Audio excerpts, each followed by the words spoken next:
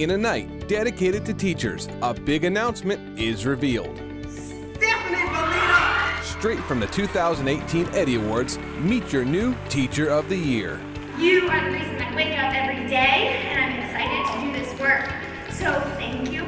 From the in-classroom surprise to the red carpet reveal, we are taking you on a journey to our top teacher and going behind the scenes with her school's success story. Stay tuned for all of the highlights.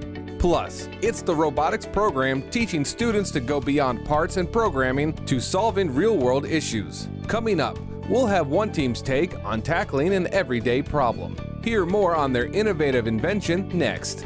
And you've never seen a college fair like this. Duval students gaining instant admission by the hundreds and earning scholarship money by the millions. It's Instant Decision Day. Find out how it's living up to its name, changing hundreds of lives in the blink of an eye. We've got these stories and so much more. Real School starts now.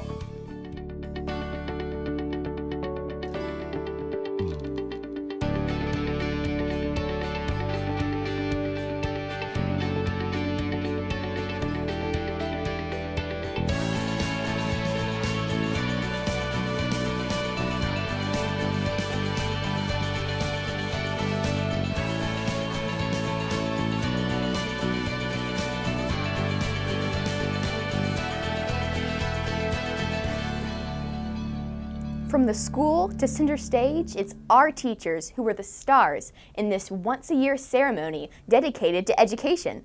Thanks for watching this new episode of Real School. I'm Gracie Marsh.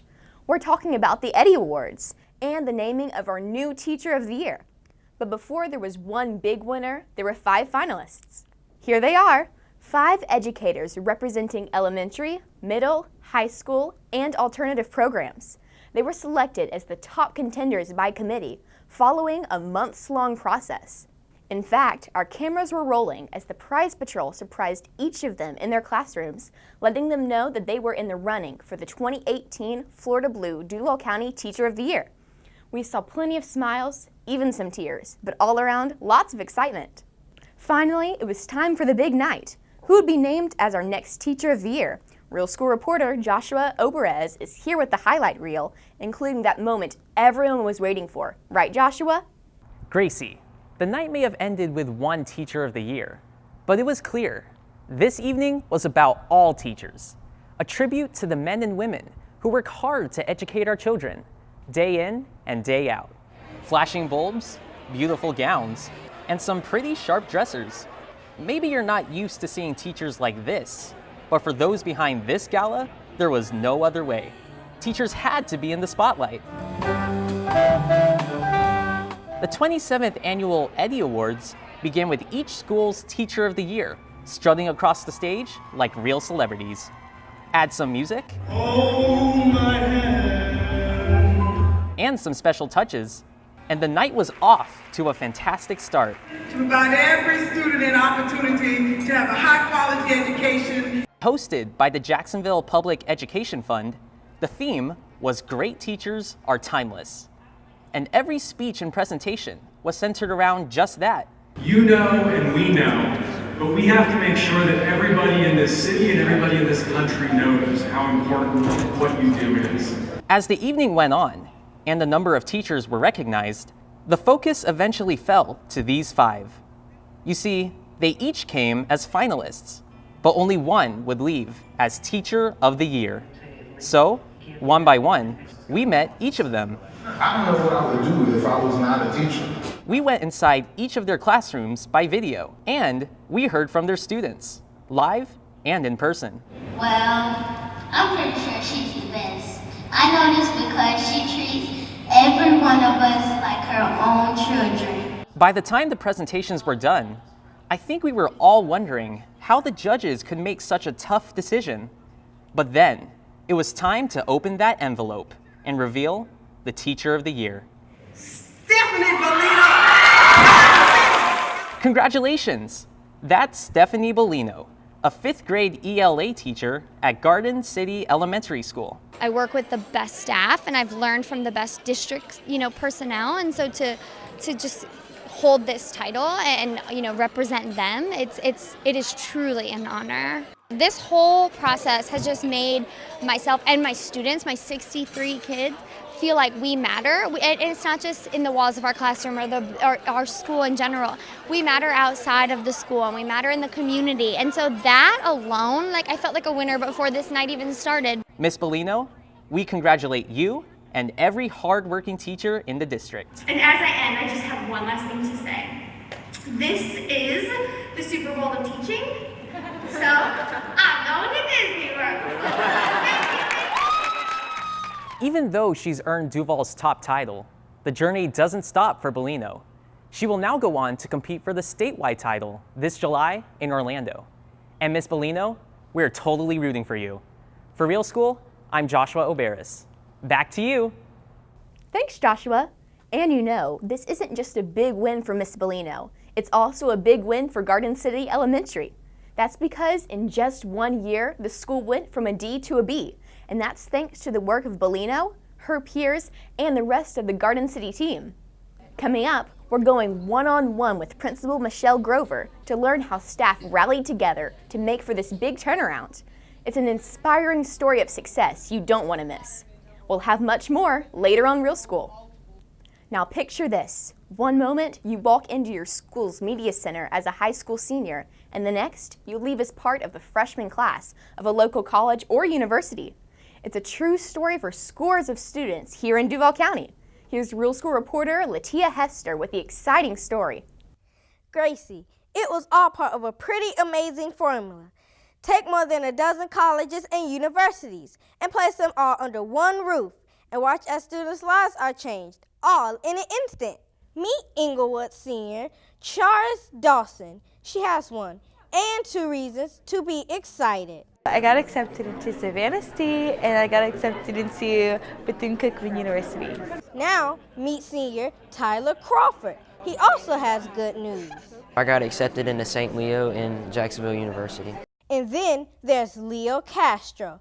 The Cuban immigrant says on this day, he's become the first in his family to be accepted into college in the United States. My father didn't graduate from high school in Cuba, so he's going to be very happy about that. I'm going to have a good career. All of this good news can only mean one thing: Instant Decision Day. It's an event that's quickly catching on in a lot of our high schools and quickly taking our students to the next level. I think the comfort of having us here to hold their hand and say, look at this college, and here, I'll go with you, gives them a lot of support. This is the school counseling team at Inglewood High School. Their goal in hosting events like this is to make it as easy as possible for students to apply to college. Honestly, when you come and you're trying to do it for school and you're like, I don't know, or what am I going to do, or how am I supposed to do this, they've been such a big help. Here's how it works. Advisors and admissions officers are invited to set up shop in the school's media center. They meet with students one-on-one, reviewing applications and transcript, with the option of offering admissions and scholarships on the spot. It's a great opportunity to be able to come in here and just talk to a lot of advisors from different colleges, around the state. But before this day even happened, counselors spent time prepping students, showing them how to fill out applications, and even teaching them interview skills. I'm a first-generation college student. I actually took a 2-year break because I didn't have that support, that guidance to move on to college. I don't want any student to have to, walk in my shoes not knowing how to gain access to a college. It helps the students when we're talking to them to be able to show them that we were first generation, we were able to go through the process, so it makes them to be able to relate to us a little bit better. Needless to say, all of the support helped, and now these students are college bound. I feel really, really, really great. This has been a blessing, such a blessing. So, I bet you want to know the results. At Inglewood alone, there were 97 college acceptances and over $1.5 million in scholarship offers. But factor in 8 other high schools across the district, and we saw over 1,000 acceptances and $19.5 million in scholarship offers. That's so amazing. For Real School, I'm Latia Hester. Back to you.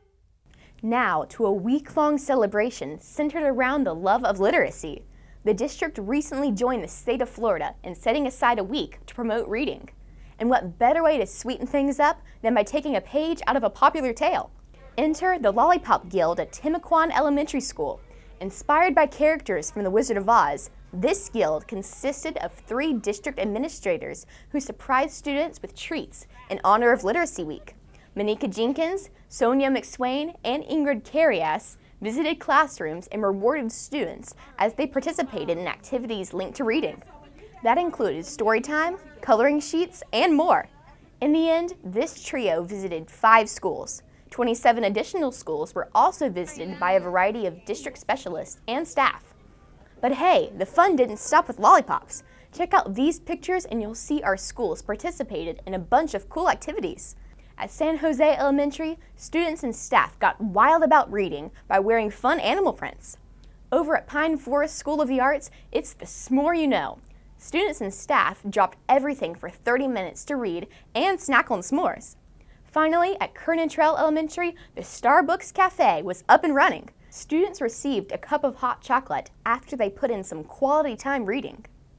The doctor is in the house, the schoolhouse that is. Now we're giving you the scoop on the partnership bringing much-needed health care to our students.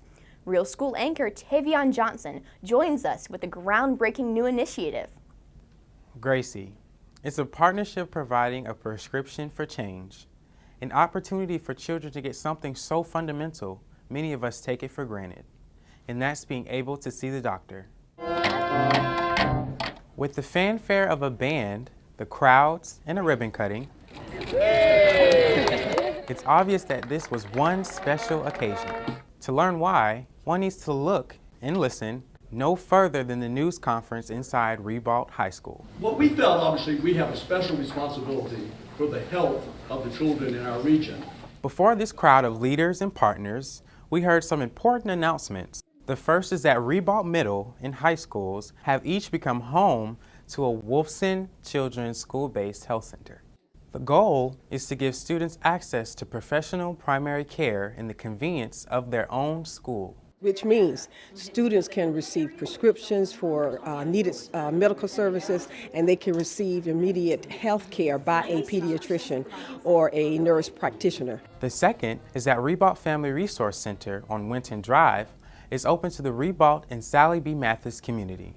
Anyone under 21 and living in certain zip codes can come and get pediatric care, whether or not they're students. So ultimately, if you wanted to improve the health and well-being of communities, you start with children. This is all the work of multiple community partners coming together with our children in mind. They say research showed that children in these areas didn't have enough access to basic primary care, and not having that care can become a barrier to a child's education and so much more. That means that we will reduce the number of days that students are absent because they're ill.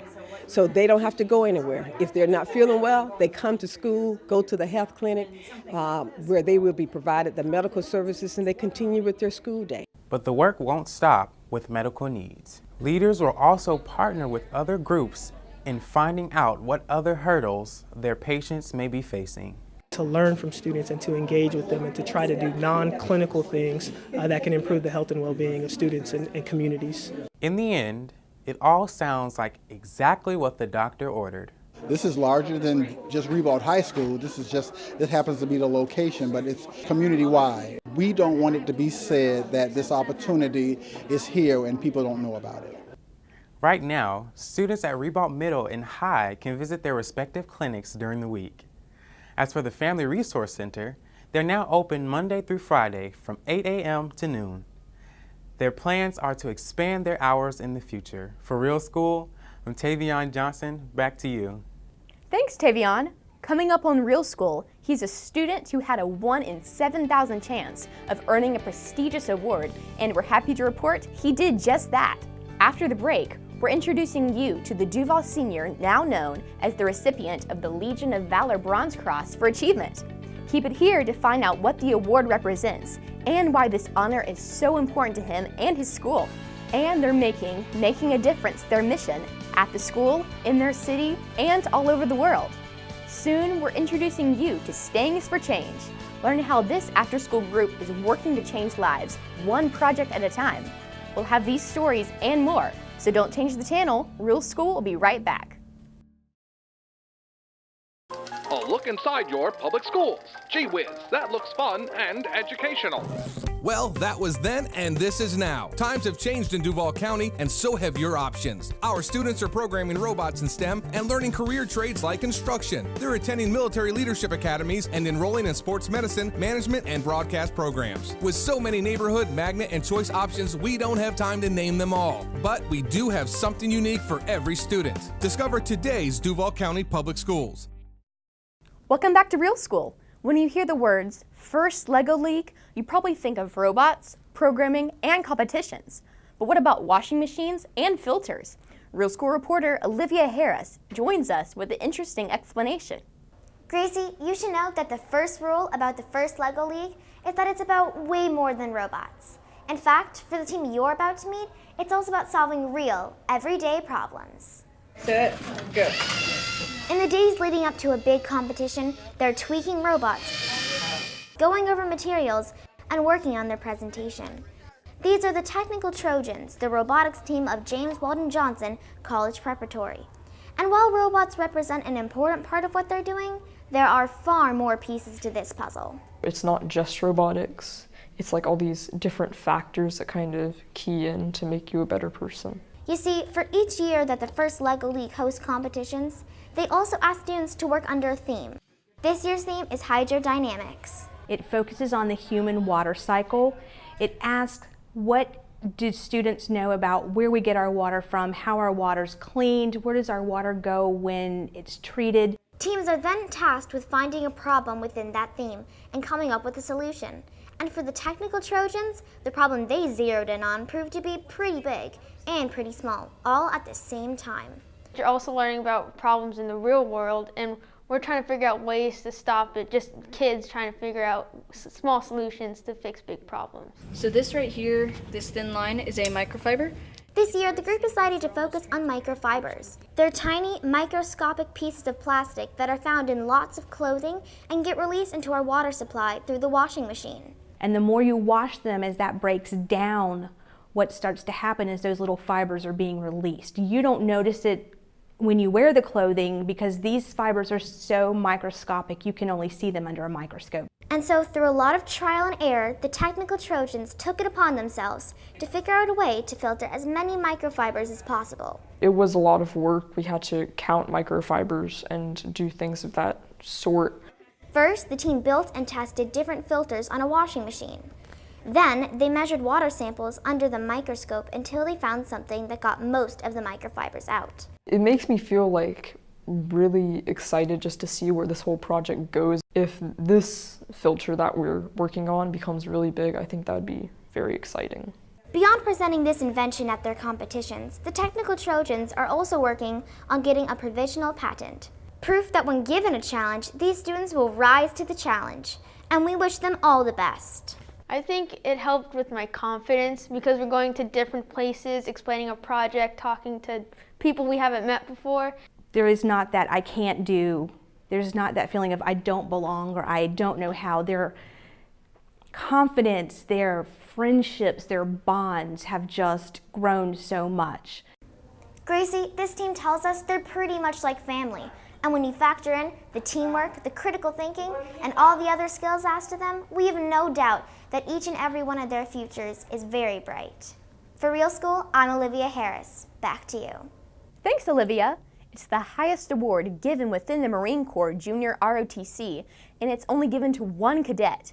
And if you haven't guessed by now, that lucky recipient is one of our students. Gregory S. Hill has been awarded the Legion of Valor Bronze Cross for outstanding achievement in the Reserve Officer Training Corps program. There you have it. That's Lieutenant Colonel Gregory Hill, a senior at Ribault and winner of the Legion of Valor Award. Getting this award is no small feat. Cadet Hill was chosen from among 55 junior ROTC programs with more than 7,000 students. Cadet Hill is the first person from Ribault to get this award in the last decade. His instructors tell us his leadership, involvement, and outstanding GPA are all part of the reason why he got this honor. Cadet Hill is ranked 4th in his graduating class. He plans on going to college and has an interest in studying biology, physics, or astronomy. Congrats! It began with a simple question. If helping others is the right thing to do, why aren't more people doing it? It's the basis for a brand new club at Mandarin High School. Real School anchor Will Nowak joins us with their compelling story. Gracie, I think it's fair to say that sometimes we all need a helping hand. But for these students at Mandarin High School, they want to take things further by making generosity a lifestyle, both in the classroom and in the community. Put as many as you want in there. We have tons of it. They're stuffing bags with hot chocolate and writing notes of encouragement. Gifts they say will go to nursing home residents. We decided to put little notes to brighten their day, and we also put little treats in there that they could enjoy. They're also sorting through boxes and packing up supplies. These will go to the people of Puerto Rico. We have mini first aid kits, bug repellent. This is Stangs for Change, a group of Mandarin High School students coming up with ideas. Maybe we could implement them together, as an activity. Thinking about solutions and wanting to help others. They wanted to make a difference outside of the classroom, not just for a grade in the class. Alyssa Kester is a club sponsor and teacher. She says everything you see here began with an assignment in her 9th grade Global Perspectives class. It was about the time Puerto Rico was hit by Hurricane Maria, and so she asked her students, why don't people do the right thing and help others even though they know it's the right thing to do? Students responded by coming up with reasons why people may not help others. Some included not knowing how, or wondering if their time or donations would make a difference. For each reason listed, students came up with a counter-argument. By the end of the class, they said, well, can we really help? Can we really do this? Are we allowed to do this? And they didn't think that in my mind, I was thinking well, these students don't think they can make a change. And so I said, well, do you want to? And overwhelmingly, every class was like, yeah, I want to help. Soon, her classes began coming up with projects to help the people of Puerto Rico. But then they realized they wanted to do more. And that's how this club was born. It's really great to know that I'm helping people because it makes me happy, and it should make everyone happy. I think it can really have an impact not only on who you are, but how conscious you are of people's situations around you. Now this group of freshmen meets once a week, looking at how they can impact others locally and globally through projects, outreaches, and events. For example, we were there as students began exploring an initiative called Dude, Be Kind, a way to be nice to their classmates. Especially since we're doing it so young, it sets a precedent for all the other people our age, so we can continue doing this not just now, but in the future. It's a precedent Kester believes is only the beginning for those students determined to make a difference. They're excited, they're passionate, they're eager. I know that from my experience that if I let them know that they are physically able to do something, that there's not anything that's going to be holding them back. I know that the sky's the limit on what they can do. It's just a matter of getting them to believe that at 14, 15 years old. We think it's pretty impressive that this group was started by freshmen. But not to worry, they say their hope is to expand and to include as many people as possible. To learn more, check them out on social media. Their Twitter handle is Stangs for Change. For Real School, I'm Will Nowak. Back to you. We're bringing you our continuing coverage of Teacher of the Year, but this time it's all about Garden City Elementary School. Tune in to learn more of this school's amazing comeback story and how this village came together to succeed. Hang tight, Real School will be right back.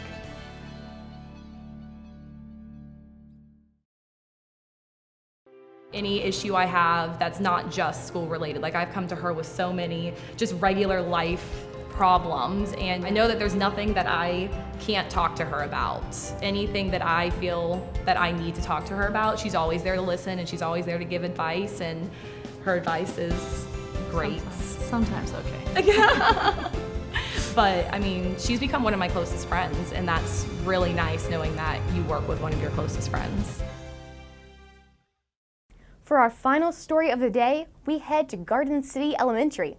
It's not only home to our new Teacher of the Year, but it's also home to one big turnaround. After all, they moved up 2 letter grades from a D to a B in just one school year. Here's their success story in their own words. 1,440. Coming into the school, I could immediately see the potential was here. 80 times 1 would give us what? I think we just needed to help everybody to realize and unlock that potential that they already had. Help teachers to realize that they definitely possess those tools, and most importantly, to help those students realize that they already had what they needed to be successful. We just needed to bring it out. So take a look at page 21. I think it was just a total shift in everything, from the culture, the school culture, to the kids, just to the teachers. Like, all of that comes back to culture. It's all hands on deck approach to learning, you know, from administration to serving in the cafeteria. Everybody's involved in making sure that children learn. From guidance counselors to office staff, whether it's working in a small group with students, whether it's working one-on-one with students. Parents got involved in their students' education. Teachers got more involved and wanted to come to work and go above and beyond. It's myself, our assistant principal, our bookkeeper, our records clerk, our paraprofessionals. We have parents that come in to volunteer.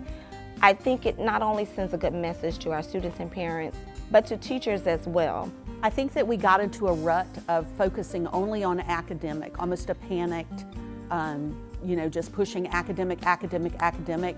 And in the past year, we involved the children in a lot of other different activities, after school, clubs, fun dances, things like that, to where it brought back the joy in being at school, and the children found ownership in the school. The relationships we built with the students and investing in them, I truly believe is what drove, that internal, because my students have an internal drive to succeed. They're invested in the learning, they're invested in the process, and I think that that's because of the relationships that each teacher, works to diligently to build. Does she like us, Sylvie? Ultimately, at the end of the day, it's about making sure that these students have what they need to be successful, and the fact that we are all willing to jump in and roll up our sleeves and pull groups to make sure that they have it. Well, that's it for today's episode of Real School, but don't worry, we'll be back before you know it. Our next episode premieres Sunday, April 1st at 6 p.m. on the CW17. Till then, you can always stay up to date by following us on YouTube and on social media. Thank you so much for being with us this evening. Till next time, have a great day.